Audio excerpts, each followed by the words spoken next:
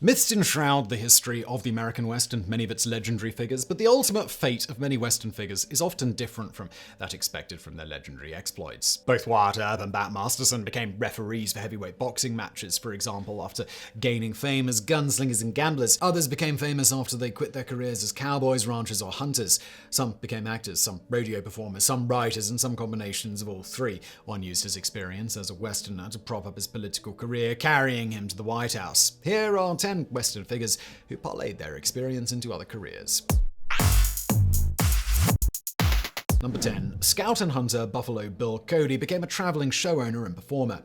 The legend of Buffalo Bill Cody began with the publication of his stories in the New York Weekly, written by Ned Buntline. Over the course of time, Cody, whose real name was William Frederick Cody, claimed to have ridden for the Pony Express at age 15. In his many tales of his experience as an express rider, Cody claims rides of hundreds of miles facing numerous perils. In reality, he worked for the company which owned Pony Express, delivering messages from the home office to a telegraph station, a ride of about 3 miles. Such discrepancies mark most of his personal history. He did serve in the Union Army during the Civil War and as a scout for the Army in the West after the war. As a scout, he was awarded the Medal of Honor, later revoked, and then restored in 1989. He acquired the nickname after contracting to supply buffalo meat to the Kansas Pacific Railroad. He claimed to have killed over 4,000 bison during an 18-month contract. At the age of 16, he started his career on the stage, and in 1874 he found his first touring troupe, the Buffalo Bill Combination. From there, he was a performer in traveling Western shows, promoting himself and his legends. By 1893, he was famous in Europe as well as the United States, and his traveling extravaganza included famous Native Americans such as Sitting Bull, reenactments of Custer's Last Stand,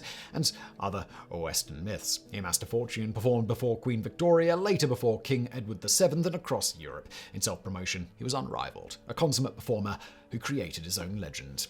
Number 9. Ranch hand Tom Mix became an early star in silent movies.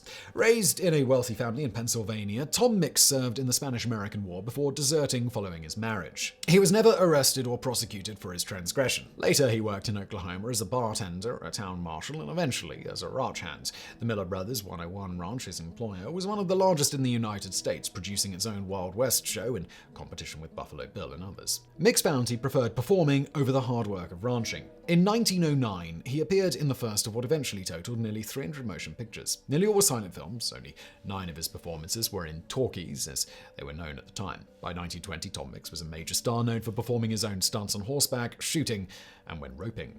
A close friend of Wyatt Earp, Mix developed a reputation of being a ladies' man as well as a hard-nosed negotiator. He was the screen's first Western hero and one of the biggest Hollywood stars in the fledgling movie industry, displaying the skills he developed on an Oklahoma ranch. Number 8. Wyatt Earp became a saloon owner and consultant to Hollywood actors. The names of 3 towns in the American West carry a special panache: Dodge City, Deadwood, and Tombstone. As a lawman and gambler, Wyatt Earp made his mark on all 3. Known primarily today for the gunfight in Tombstone at the OK Corral, Earp frequently found himself on the wrong side of the law. Allying with sympathetic interests helped him avoid prosecution several times during his long and colorful life. After the Vengeance Riot following the travails in Tombstone, Earp moved to California, where he refereed a heavyweight boxing match, allegedly fixing the fight. From there, he went to Alaska, where the gold rush failed to enrich him. He kept a saloon and tried mining in California with minimal success. In the early 1920s, he lived in Los Angeles, where he rubbed shoulders with actors and film producers. Several stars of early Western solicited Earp's advice, and he consulted on several Western movies during the silent era. Yet none expressed an interest in Earp's own story during his lifetime. At his death in 1929, actors William S. Hart and Tom Mix served as pallbearers. Number 7. Lawman and gambler Bat Masterson became a leading sports writer and columnist. Bat Masterson was another buffalo hunter, plain scout for the Army, and law enforcer in the West. He was involved in several gunfights over both private matters and as a deputy sheriff in Dodge City, Kansas. In 1877, he won election as sheriff of Ford County, Kansas. Bat developed a widely known reputation as a gunslinger, one of the most feared men in the West. Bat, whose given name was Bartholomew, moved around in the West, spreading his reputation across the country. By the mid-1880s, he made Denver the center of his activities, working as a gambler and theater owner. His interest in the sport of boxing made him a respected expert on the sport. In 1895, he moved to New York City as the hired gun for George Gould, son of the notorious Jay Gould. There, Masterson began writing a sports column for the New York Morning Telegraph. Eventually, Masterson's column dwelt not only on sports, but on local and national politics. Theodore Roosevelt appointed him as deputy U.S. U.S. Marshal for southern New York, Masterson continued his column, appearing 3 days each week for the rest of his life. He died in 1921 behind his desk at the Morning Telegraph, a newspaperman to the end. Number 6. Cowboy and ranch hand Jack Hoxie starred in silent films, including Portraying Buffalo Bill. Born in the Indian Territory, which later became the state of Oklahoma, John Hoxie spent most of his childhood in Idaho. He worked as a cowhand and rancher, developing riding, shooting, and roping skills. Bored with the activities of the classic Western cowboy, in 1909 he joined a traveling Wild West show operated by Richard Stanley, in which he performed as a bronc rider. After 4 years, he was offered a role in a silent film short. He appeared in about 3 dozen such films before starring in the Lightning Bryce serials in 1919. Through the 1920s, he became a major star, popular with audiences, and appeared in dramatic roles, nearly always in westerns. Among the stars with which he appeared were Fay Wray, Hoot Gibson, and Rin Tin Tin. He was among the earliest to portray Buffalo Bill Cody on film in 1926 in The Last Frontier. In the 1930s, he returned to traveling Wild West shows and rodeos, continuing to perform into the 1950s. The former cowboy left ranching to build an entertainment career, which he continued until he retired in 1959. Number 5. Rancher Earl Bascom became an actor and the father of modern rodeo.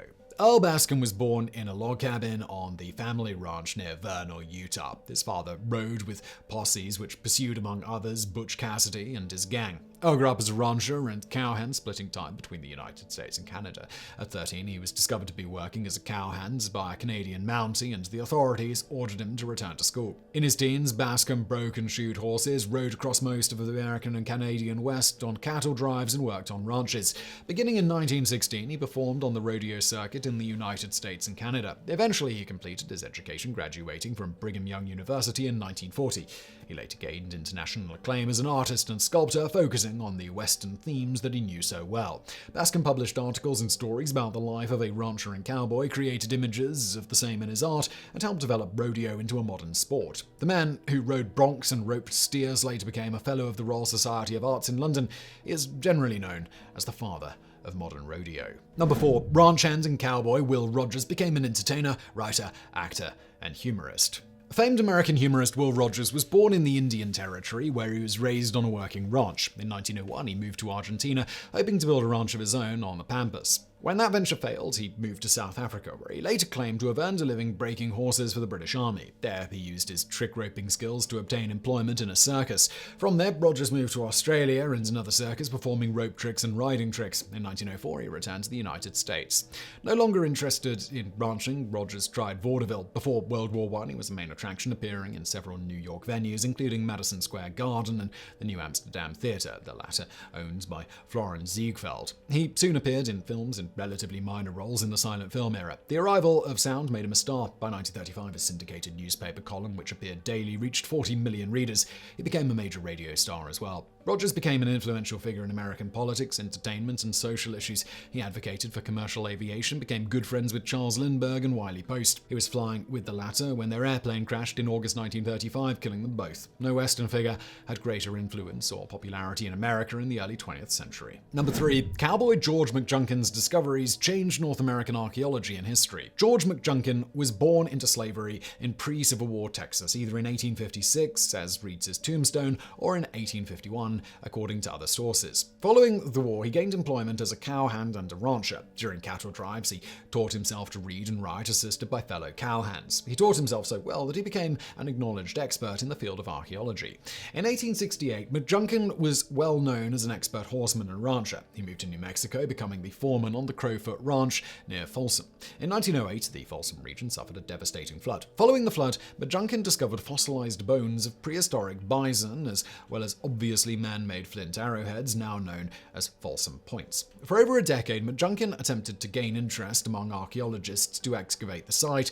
Not until 1926 did he finally succeed. McJunkin's discovery established proof that prehistoric humanity lived in the region nearly 10,000 years earlier than previously believed. The evidence of man-made weapons embedded in the fossilized remains of a species extinct for that period was irrefutable. It was proof humanity existed and hunted in North America during the late Ice Age. By the time the finding was excavated and analyzed, McJunkin was dead, but his discovery earned him a place in the scientific community as well as in Western lore. Number 2. Pat Garrett became a customs agent in El Paso, Texas. Pat Garrett, known as the man who killed Billy the Kid, though his true story is considerably more complicated than that of the noble Lawman getting his man. During his lifetime, he had several different jobs, as did many Westerners. Garrett worked on ranches, tended bar, offered his gun for hire, rode with the Texas Rangers, though only for a few weeks, and invested in irrigation projects. All of the latter failed. As a gunman, Garrett was involved in several gunfights and the killing of several men, including Billy the Kid. Garrett was often suspected of illicit doings by neighbors in all of the various Western communities in which he lived, and he embellished his own exploits in the finest Western tradition. In 1901, President Theodore Roosevelt appointed Garrett as the U.S. Customs agent for the port of El Paso, Texas. Garrett's reputation was such that the appointment became controversial. Garrett proved unable to perform the duties of his office with anything resembling professional competence. He engaged in fistfights with employees, public disputes with importers, and generally became an aggravation to Roosevelt. After he was replaced in 1906, Garrett returned to New Mexico, where he was murdered under still unresolved circumstances in 1908. Number 1. Rancher Theodore Roosevelt became President of the United States. Theodore Roosevelt was born in New York, educated at Harvard, and epitomized Eastern power and prestige. On February 14, 1884, his mother and his beloved wife died in the same house 2 days following the birth of his daughter. The immense tragedy devastated Roosevelt. To assuage his guilt, he did what many Americans had done before him. He went west. Settling on a ranch in North Dakota renamed Elkhorn, Roosevelt embraced Western life. For the rest of his life, Roosevelt extolled the virtues of ranching, camping, exploring, and hunting. He brought his vigorous energy to the ranching life, wrote magazine articles and books describing it, and dedicated himself to preserving the ranching lifestyle. He became friends with Bat Masterson and Pat Garrett, among others. Teddy posed for photographs and portraits decked out in Western gear. He hunted bison, bighorn sheep, grizzlies, elk, and other big game. Eventually, Roosevelt overcame his grief and returned to New York. A long political career led to him being elected Vice President of the United States under William McKinley. He assumed the presidency after McKinley's assassination. In the White House, he continued to celebrate the virtues of the American West and the people populating it. Roosevelt's adoption of Western life remains a major piece of his legacy over a century after his death in 1919.